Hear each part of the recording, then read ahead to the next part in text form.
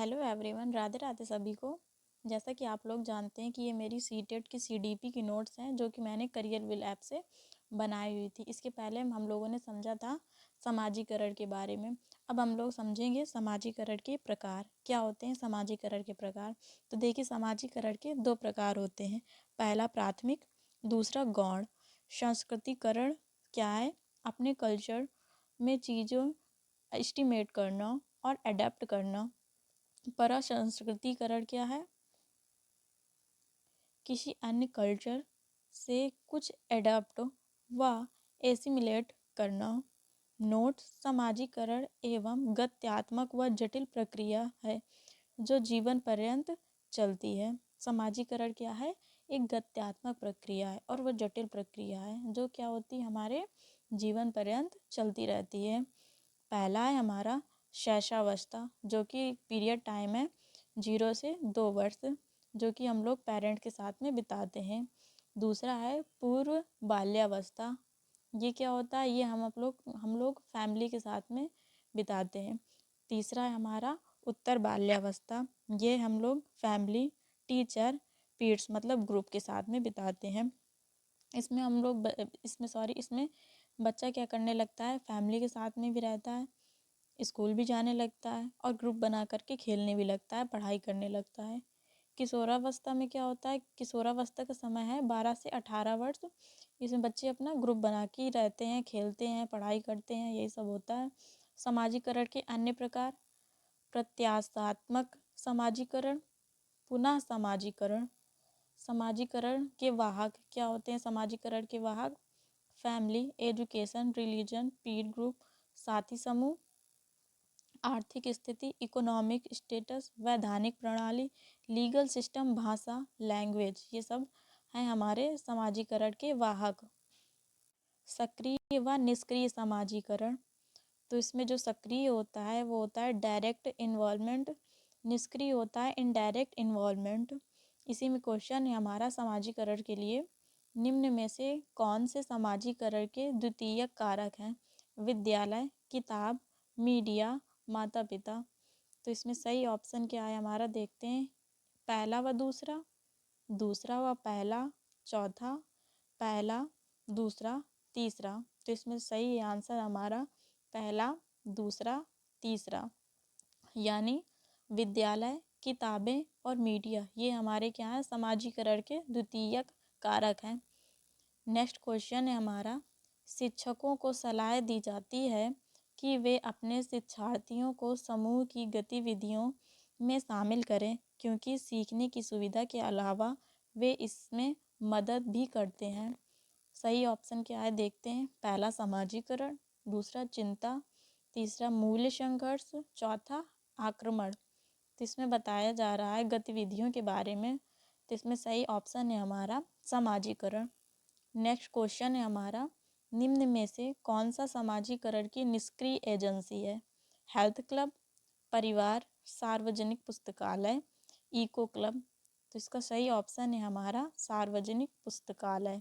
इसमें पूछ रहा था निष्क्रिय एजेंसी, तो निष्क्रिय एजेंसी हमारा सार्वजनिक पुस्तकालय है। नेक्स्ट क्वेश्चन है हमारा, समाजीकरण की प्रक्रिया को समाज की प्रक्रिया कहा जाता है? तो देखते हैं इसका आंसर क्या है। ऑप्शन है हमारा ए समायोजन, बी आत्मसातीकरण, सी सीखना, डी बढ़ना।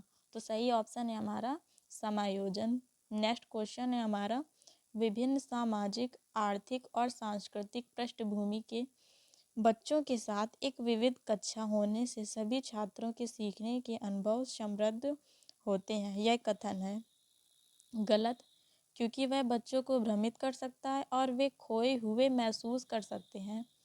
बी सही है, क्योंकि बच्चे अपने साथियों को कई कौशल सीखते हैं। सी सही है, क्योंकि यह कक्षा को अधिक पदानुक्रमित बनाता है। डी गलत, क्योंकि यह अनावश्यक प्रतिस्पर्धा की ओर जाता है। तो एक बार फिर से क्वेश्चन को समझ लेते हैं। विभिन्न सामाजिक, आर्थिक और सांस्कृतिक पृष्ठभूमि के बच्चों के साथ एक विविध कक्षा होने से सभी छात्रों को सीखने का अनुभव समृद्ध होता है। तो इसमें बिल्कुल सही बात कही गई है कि जैसे बच्चे साथ में होते हैं तो ज़्यादा अच्छे से सीखते हैं। तो इसका सही ऑप्शन है हमारा सही है, क्योंकि बच्चे अपने साथियों को कई कौशल सीखते हैं। नेक्स्ट क्वेश्चन है हमारा, निम्न में से कौन सा सामाजिकरण के द्वितीयक एजेंट हैं? अभी हमने द्वितीयक एजेंट का इसके पहले भी क्वेश्चन सॉल्व किया था, उसी तरह का है ये वाला क्वेश्चन भी। ऑप्शन ए है परिवार और पड़ोस, बी स्कूल और पड़ोस, सी स्कूल और तत्काल परिवार के सदस्य, डी परिवार और रिश्तेदार। तो इसमें सही ऑप्शन है हमारा स्कूल और पड़ोस। ये हमारे सामाजिकरण के द्वितीयक एजेंट हैं। इस तरह क्वेश्चन पूछ लिया जाता है सीटेट में, सीडीपी में पूछ लेते हैं और आसान भी होता है। तो इसको आप लोगों को माइंड में बैठाना है कि द्वितीयक एजेंट कौन होते हैं सामाजिकरण के। नेक्स्ट क्वेश्चन है हमारा, निम्न में से माध्यमिक सामाजिकरण एजेंसी के उदाहरण हैं? स्कूल और मीडिया, मीडिया और पड़ोस, परिवार और पड़ोस, परिवार और मीडिया। तो इसमें सही ऑप्शन है हमारा स्कूल और मीडिया सामाजिकरण के उदाहरण है। नेक्स्ट क्वेश्चन है हमारा, निम्न में से कौन सी उन भूमिकाओं और व्यवहारों के बारे में जानकारी प्रदान करता है जो प्रारंभिक बचपन की अवधि में एक समूह में स्वीकार्य है? ऑप्शन है हमारा भाई बहन और शिक्षक, शिक्षक और सहकर्मी, साथियों और माता पिता, माता पिता और भाई बहन। तो इसमें सही ऑप्शन है हमारा माता पिता और भाई बहन। नेक्स्ट क्वेश्चन है हमारा, सामाजिकरण की प्रक्रिया एक प्रक्रिया है, कैसी प्रक्रिया है देखते हैं। अस्थायी, अल्प अवधि, अनिरंतर, आजीवन प्रक्रिया। तो क्या है हमारा आजीवन प्रक्रिया। मैंने बताया था आप लोगों को कि सामाजिकरण जीवन पर्यंत चलता है और ये दोनों क्या होते हैं, अंतर संदर्भित होते हैं। तो इसका मतलब क्या है ऑप्शन हमारा सही आजीवन प्रक्रिया। नेक्स्ट क्वेश्चन है हमारा, बच्चों के सामाजिकरण के संदर्भ में निम्न में से कौन सा कथन सही है? ए है विद्यालय सामाजिकरण का एक द्वितीयक कारक है और परिवार सामाजिकरण का प्राथमिक कारक है। ध्यान से समझना एक बार फिर से, विद्यालय सामाजिकरण का एक द्वितीयक कारक है और परिवार सामाजिकरण का प्राथमिक कारक है। बी विद्यालय सामाजिकरण का एक प्राथमिक कारक है और समकक्षी सामाजिकरण के द्वितीयक कारक हैं। सी ऑप्शन समकक्षी सामाजिकरण के प्राथमिक कारक है और परिवार सामाजिकरण का द्वितीयक कारक है। डी ऑप्शन परिवार एवं जनसंचार दोनों सामाजिकरण के द्वितीयक कारक है। तो इसमें सही ऑप्शन है हमारा विद्यालय सामाजिकरण का एक द्वितीयक कारक है और परिवार सामाजिकरण का प्राथमिक कारक है। नेक्स्ट क्वेश्चन है हमारा, अपनी कक्षा में अर्थपूर्ण अधिगम को सुसाध्य बनाने के लिए अध्यापिका को अपनी कक्षा में सामाजिक, धार्मिक, सांस्कृतिक, धार्मिक, भाषी विविधता को अपनाना चाहिए। ए टालना, उपेक्षित करना, समझना, अनदेखा कर देना। तो सही ऑप्शन है हमारा समझना। तो इसमें क्या होता है कि अध्यापिका को अपनी सामाजिक, धार्मिक, सांस्कृतिक, धार्मिक, भाषाई विविधता को अपनाना चाहिए। जैसे हम किसी स्टेट पर जाते हैं, वहाँ की अलग लैंग्वेज होती है, तो हमें बच्चों को उसी लैंग्वेज में समझाना होता है। ये नहीं कि जो हमें आता है वही हम समझाने लगें। तो हमें उसको समझना चाहिए, जो बच्चा बोल रहा है उसको हमें समझना चाहिए।